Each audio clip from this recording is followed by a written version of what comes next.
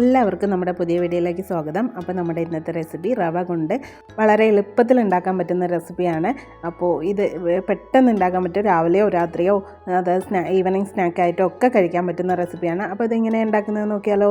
അതിന് വേണ്ടിയിട്ട് ഒരു ജാറിലേക്ക്, മിക്സിയുടെ ജാറിലേക്ക് 1 കപ്പ് റവ, 250 ml കപ്പിന് 1 കപ്പ് റവ, അധികം പുളിയില്ലാത്ത 1/2 കപ്പ് തൈര്, അതേ കപ്പിന് തന്നെ 1/2 കപ്പ് വെള്ളം, പിന്നെ ഒരു ചെറിയ പീസ് ഇഞ്ചി, പിന്നെ ഒരു പച്ചമുളക്, അതും കൂടി ഇട്ടിട്ട് നന്നായിട്ട് നമ്മൾ ഫൈനായിട്ട് അരച്ചെടുത്തിട്ട് വരാം. ഞാനിതിപ്പോൾ അരച്ചെടുത്തിട്ട് വന്നിട്ടുണ്ട്. അതൊരു ബൗളിലേക്ക് മാറ്റി കൊടുക്കാം. പിന്നെ അതിലേക്ക് ഒരു 2-3 ടേബിൾ സ്പൂൺ വെള്ളം ഒഴിച്ചിട്ട് ആ ജാറിലേക്ക് ഒഴിച്ചിട്ട് അതും കൂടെ ഒഴിച്ച് കൊടുക്കുന്നുണ്ട്. പിന്നെ നമുക്കതിലേക്ക് വേണ്ടത് ഒരു 1/4 ടീസ്പൂൺ ജീരകം, പിന്നെ ഉപ്പ്, ആവശ്യത്തിനുള്ള ഉപ്പ്, 1 ടീസ്പൂൺ പഞ്ചസാരയും കൂടെ ഇട്ട് കൊടുത്തിട്ട് നന്നായി മിക്സ് ചെയ്ത് കൊടുക്കാം.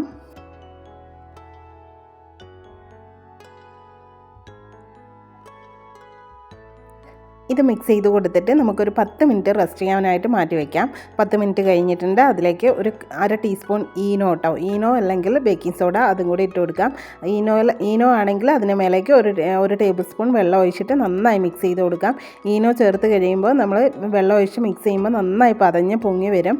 ബേക്കിംഗ് സോഡ ആണെങ്കിൽ ഇത്ര പതഞ്ഞ് പൊങ്ങി വരില്ല. ഇനി ഒരു സ്റ്റീൽ പ്ലേറ്റോ അല്ലെങ്കിൽ ഇതേപോലത്തെ കേക്കിൻ്റെ മോൾഡോ എടുത്തിട്ട് അതിലേക്ക് ഓയിൽ തടവിയിട്ട് ഈ ബാറ്റർ അതിലേക്ക് ഒഴിച്ചു കൊടുക്കാം. ഇതിന് മേലേക്ക് കുറച്ച് മുളക് പൊടി ഒരു ഭംഗിക്ക് വേണ്ടി മാത്രം തൂവിക്കൊടുക്കാം. ഇനി ഒരു ഇഡ്ഡലി ചെമ്പ് അടുപ്പത്ത് വെച്ചിട്ടുണ്ട്. അതിലേക്ക് നമുക്ക് വെള്ളം ഒഴിച്ച് തിളപ്പിച്ച് വെച്ചതാണ്. അതിലേക്ക് ഈ ബാറ്റർ വെച്ച മോൾഡ് ഇറക്കി കൊടുക്കാം. എന്നിട്ട് 20 മിനിറ്റ് സ്റ്റീം ചെയ്തെടുക്കാം. 20 മിനിറ്റ് കഴിഞ്ഞിട്ടുണ്ട്. നമുക്കൊരു ടൂത്ത് പിക്ക് ഇട്ട് കുത്തി നോക്കാം. ഇതിലൊന്നും ആവുന്നില്ല കേട്ടോ. അപ്പോൾ ഇത് ആയിട്ടുണ്ട് എന്നാണ് അർത്ഥം. അപ്പോൾ നമുക്കിത് തണുക്കാനായിട്ട് മാറ്റി വയ്ക്കാം. തണുത്ത് കഴിഞ്ഞിട്ട് ഇതേപോലെ സൈഡൊക്കെ ഒന്ന് വിടിയിച്ച് കൊടുത്തിട്ട് നമുക്കതെടുത്ത് പ്ലേറ്റിലേക്ക് മാറ്റി കൊടുക്കാം. ഇനി അതൊന്ന് കട്ട് ചെയ്തെടുക്കാം. ഞാനൊരു ട്രയാങ്കിൾ ഷേപ്പിൽ കട്ട് ചെയ്യുന്നുണ്ട്.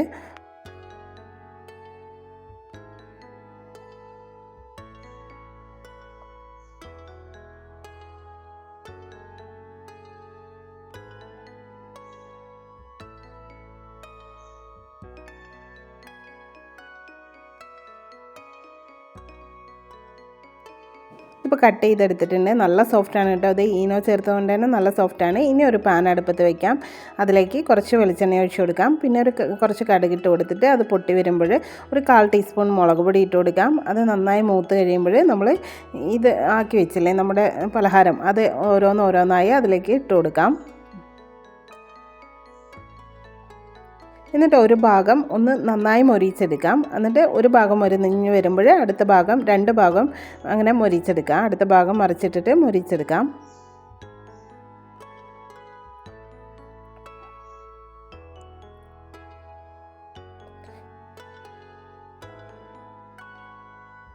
ഇതിപ്പോൾ 2 ഭാഗം ആയിട്ടുണ്ട്. നമുക്കൊരു പ്ലേറ്റിലേക്ക് മാറ്റി കൊടുക്കാം. ഞാൻ പ്ലേറ്റിലേക്ക് ആക്കി കൊടുത്തിട്ടുണ്ട്. ഇതൊക്കെ തണുത്ത് വന്നിട്ടുണ്ട്.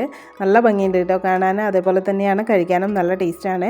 നല്ല സോഫ്റ്റ് ആയിട്ടാണ് ഇരിക്കുന്നത്. നമ്മൾ എണ്ണയിലിട്ട് ചൂടാക്കിയത് കൊണ്ടാണ് ഇച്ചിരി ഒന്ന് മൊരിഞ്ഞ് വന്നത്. അല്ലെങ്കിൽ നല്ല സോഫ്റ്റ് ആയിട്ടാണ് ഉണ്ടാവുക. അപ്പോൾ എല്ലാവർക്കും ഇഷ്ടപ്പെടും. ചായയുടെ കൂടെ ഒക്കെ കഴിക്കാനും നല്ല ടേസ്റ്റാണ്. നമ്മൾ ദോശയ്ക്കൊക്കെ അരക്കില്ലേ വെള്ള ചമ്മന്തി, അതിൻ്റെ കൂടെ കഴിക്കാനും നല്ല ടേസ്റ്റാണ് കേട്ടോ. അതോ കട്ടൻ ചായ മാത്രം മതി ഇതിന് കഴിക്കാൻ. അപ്പോൾ ഇന്നത്തെ വീഡിയോ എല്ലാവർക്കും ഇഷ്ടപ്പെട്ടു എന്ന് വിചാരിക്കുന്നു. ഇഷ്ടപ്പെട്ടിട്ടുണ്ടെങ്കിൽ പ്ലീസ് ഒന്ന് സബ്സ്ക്രൈബ് ചെയ്ത് ലൈക്ക് ചെയ്യണേ. ഇന്നത്തെ വീഡിയോ ഇത്രയേ ഉള്ളൂ. Thanks for watching.